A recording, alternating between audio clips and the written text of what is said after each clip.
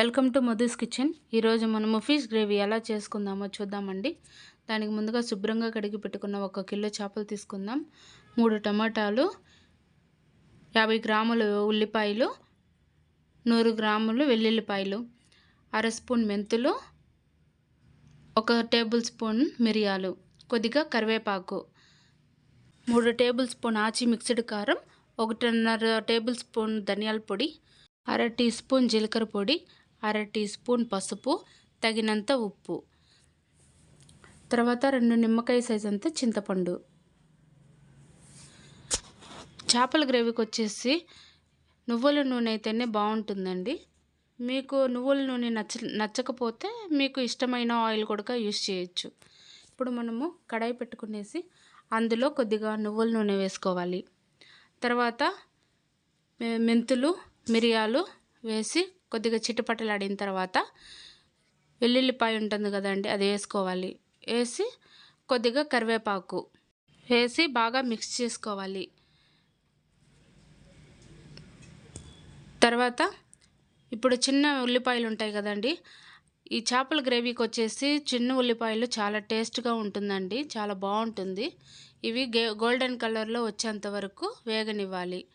తర్వాత ముందుగా మనం కట్ చేసి పెట్టుకున్న టమాటా ముక్కలన్నీ ఇందులో వేసి మరొకసారి మిక్స్ చేసుకోవాలి. ఇప్పుడు ముందుగా మనం తీసి పెట్టుకున్న మసాలా దినుసులు మొత్తం ఇందులో వేసుకొని బాగా కలుపుకోవాలి. ఇలా కలుపుకున్న తర్వాత ఒక 5 మినిట్స్ మూత పెట్టి తీసుకుందామండి. ఎందుకంటే ఇది అప్పుడప్పుడు కలుపుకుంటుండాలి, లేదంటే అడుగు పట్టేసుకుంటుంది. ఇలా కలుపుకున్న తర్వాత ఇప్పుడు మనం మరో 5 నిమిషాలు మూత పెట్టి ఉంచుకుందామండి. అప్పుడు అది బాగా మగ్గిపోతుంది. మూత తీసేసి ఇలా మరొకసారి క్లీన్గా కలుపుకోండి. చూడండి ఎలా మగ్గిందో. ఇలా బాగా మగ్గేంత వరకు మనం మిక్స్ చేసుకునేసి స్టవ్ ఆఫ్ చేసుకొని ఈ మిశ్రమం మొత్తము బాగా చల్లారనిద్దాం. చల్లారిన తర్వాత మిక్సీ జార్లో వేసుకొని మిక్సీ పట్టుకొని మంచి పేస్ట్ లాగా చేసుకోవాలి. ఇదిగో చూడండి, ఇందులో చూపిస్తున్నట్టుగా పేస్ట్ లాగా చేసుకొని వేరే కడాయి పెట్టుకుని, నువ్వుల నూనె వచ్చి మీ ఆప్షనల్ అండి. మళ్ళీ నువ్వుల నూనె కొద్దిగా వేసుకొని మిరియాలు, కొద్దిగా మెంతులు వేసుకుందాం. ముందు మనం 100 గ్రాము వెల్లుల్లిపాయ చెప్పాం కదండి, అందులో 50 గ్రాములు ముందే వేసుంటాం. ఇప్పుడు వచ్చేసి 50 గ్రాములు వేసుకోవాలి. తర్వాత కొద్దిగా కరివేపాకు. ఇప్పుడు ముందుగా మనం మిక్సీ పట్టుకున్న ఈ మిశ్రమం మొత్తం ఇందులో వేసుకోవాలి. వేసుకొని బాగా కలుపుకోవాలి. ఈ చేపల గ్రేవీకి వచ్చేసి చాలా వరకు కొద్దిగా ఎక్కువగానే ఆయిల్ పడుతుందండి. తర్వాత ముందుగా మనం నానబెట్టుకున్న చింతపండు గుజ్జుని ఇందులో వేసుకుందాం. మీ పులుపుకు తగినంతగా వేసుకోండి. ఇది లో ఫ్లేమ్లోనే ఉంచుకోవాలి. ఇప్పుడు చింతపండు గుజ్జు వేసిన తర్వాత బాగా కలుపుకొని తర్వాత ఒక 10 నిమిషాల వరకు మూత పెట్టుకుందాం. ఇలా మూత తెరిచిన తర్వాత చూడండి ఆయిల్ అంతా ఎలా పైన ఉడుకుతుందో. ఇలా వచ్చేంత వరకు బాయిల్ అవ్వనివ్వాలి. అప్పుడే గ్రేవీ బాగుంటుందండి, లేదంటే పచ్చివాసన వస్తుంది.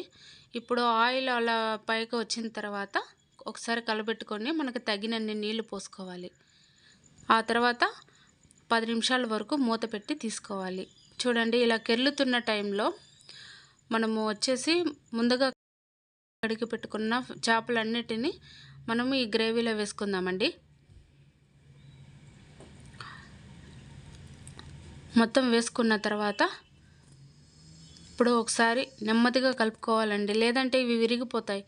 చాలా జాగ్రత్తగా హ్యాండిల్ చేయాలి చేపలన్నింటినీ.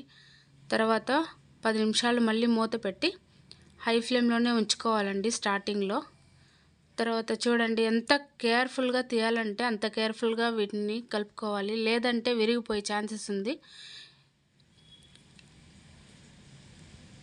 బాగా ఉడుకుతుంది చూడండి. ఈ టైంలో వచ్చేసి మనము కొద్దిగా కొత్తిమీర వేసుకుందాం. ఇప్పుడు కొత్తిమీర వేసిందంటే కొద్దిగా ఆ జ్యూస్ అంతా అందులో దిగుతుందండి, అప్పుడే ఆ ఫ్లేవర్ అనేది బాగుంటుంది. అంతేనండి, చేపల గ్రేవీ రెడీ. ఇదే మాదిరిగా మీరు ట్రై చేసి చూడండి. నా వీడియో నచ్చినట్లయితే లైక్ చేయండి, షేర్ చేయండి, సబ్స్క్రైబ్ చేసుకోండి. Thank you.